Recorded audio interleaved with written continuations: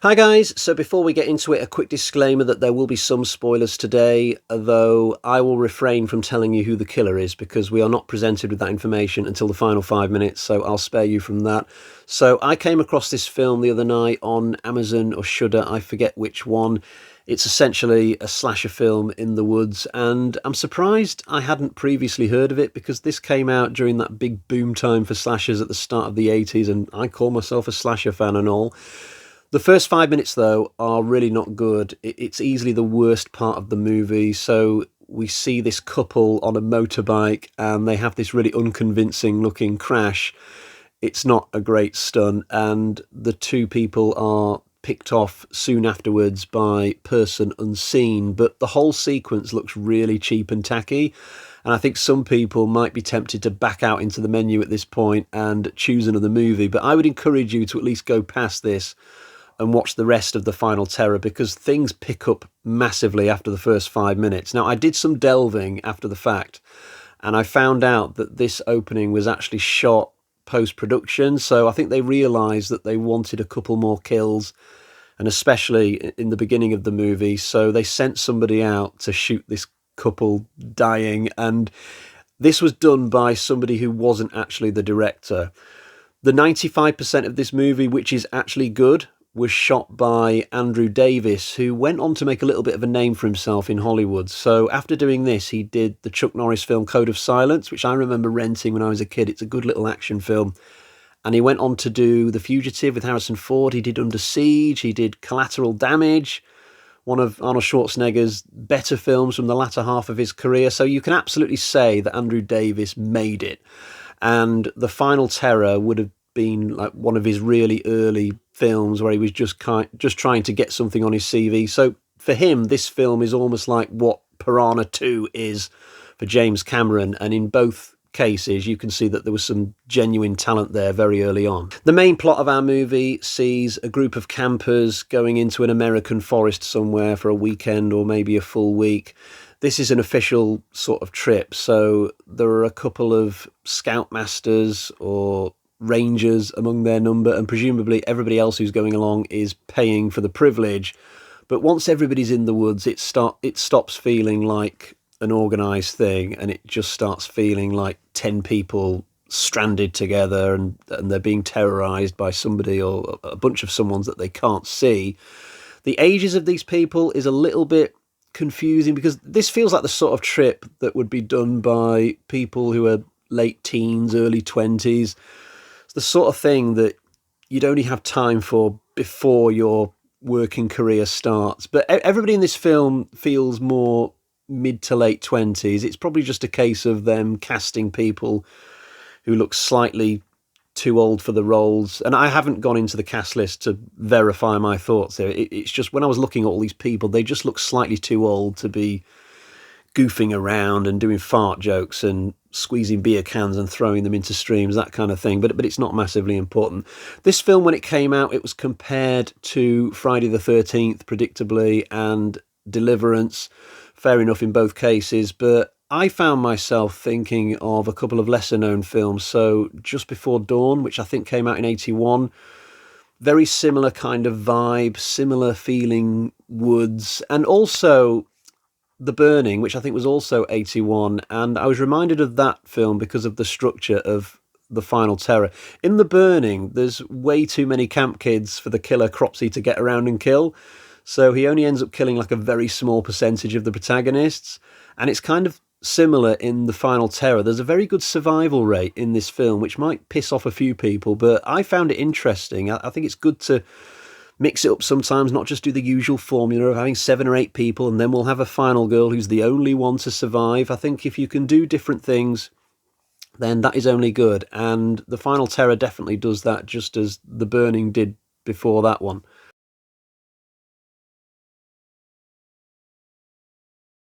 This movie is wholly unpredictable. Given that it came out in 83, I think it subverts the normal slasher film expectations admirably and unexpectedly.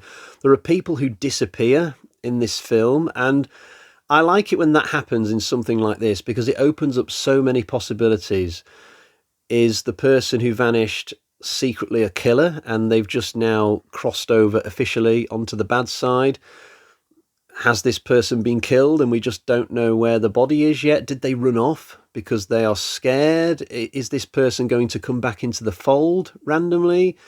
We just don't know, but there's just a great sense of mystery about it. Now, we all love a good kill, a good death scene, but once it happens, it's over. The body's in front of you, there's no mystery, and we just kind of move on to the rest of the movie. But when somebody vanishes, now that opens up a whole box of thoughts in your head about what might be going on there, and it's really cool. The order of deaths in this is really random as well. Now, whenever I watch a movie like this, I always predict the order of dying near the start. It's just something that my brain does automatically, usually during the first scene where all the main characters are gathered together. I'll sit there and I'll think to myself, right, it'll be him first, then her, then him, then that fat guy in the wheelchair, then that bimbo who's only wearing panties, and that couple who are near the front, they'll be like the final two who survive all the way to the end. And more often than not, I will get my order, if not completely right, then almost right, because these are not just random guesses. There's a method to it. You look at the people who are getting the most dialogue, the most attention, and usually they will survive more of the film than the people who are not getting the spotlight on them, kind of a thing.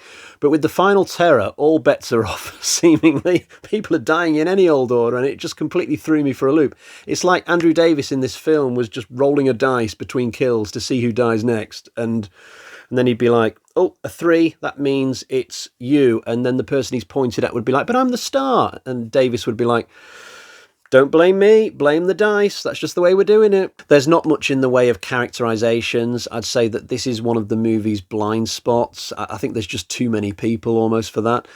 With 10 people to start out with, there's just not enough time for us to get to know all of them. Not that the movie's making much effort on that score. I would say that half of this cast get no personality whatsoever, and yet it's some of the quieter ones who make it all the way, ironically. There's a British girl in the cast. I didn't even notice her for about 30 or 40 minutes. And then suddenly she gets lines and it's like, oh, you're here. When did you turn up? Oh, you've been here all along. Fine. There's a couple of famous actors in the cast. Daryl Hannah. I've not seen a lot of her work, but I did see her in Kill Bill, and she did a mermaid film once, I'm sure she did, that was really crap. Joe Pantoliano is in this. He's not very recognisable, or at least he wasn't recognisable to me. I wouldn't have spotted him if I hadn't seen his name on the credits, in all honesty, but he's there. He's a great actor. He went on to be in The Goonies and The Matrix and Memento. So a couple of people you may recognise, you may not. But there are a lot of other people whose acting skills are a little bit dubious, to say the least. Some people in this are a little bit shouty and in your face.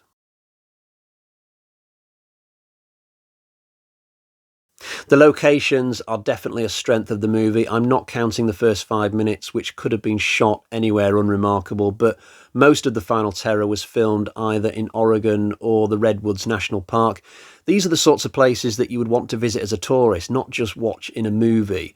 And Andrew Davis really mines the beauty of these areas. They feel really vast in scope. It feels like the characters are in a really wide-ranging wilderness that it will take a long time to get out of once they're in the place. And it also feels like the actors were roughing it before doing their scenes in this. You get that kind of vibe in well-made movies in forests. So things like Deliverance and I guess Blair Witch Project would be another good example. But when this is not the case, when it's just an actor sleeping in a hotel room and they are driven to the set, quick bit of makeup, someone passes them a marshmallow on a stick, and then it's like, right, let's get on with filming the scene. I can sense that in the performance. I can feel the artificial nature of it, but not in the final terror. In this, it's as if they were camping out while they were making the movie. I got that feeling about the whole thing.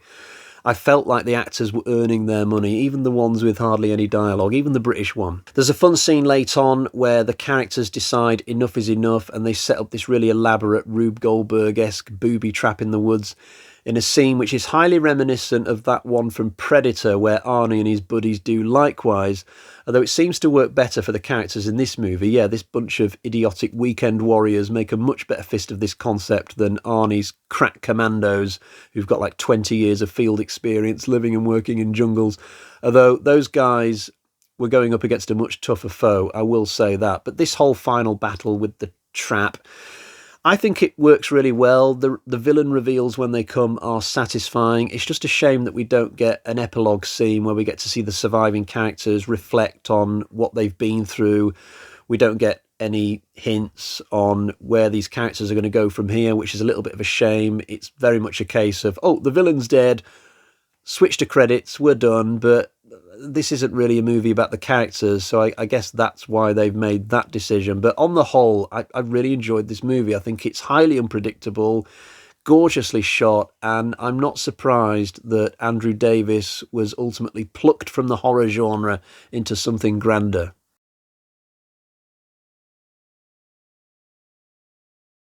Right, it's time to go to the bag of terror so I can show you what score I'm going to give the final terror. Here's the bag. We've got 1, 2, 3, 4 Michael Myers carving knives out of 5. I was highly undecided between 3.5 or 4, but ultimately I'm going to take the positive stance. I think this is a really good film worth checking out, and here it is for me, 4 out of 5. So there we go. So we'll leave it there for today. Don't forget to follow me on X if you'd like to. Other than that, I will wish you goodbye. See you next time. Cheerio.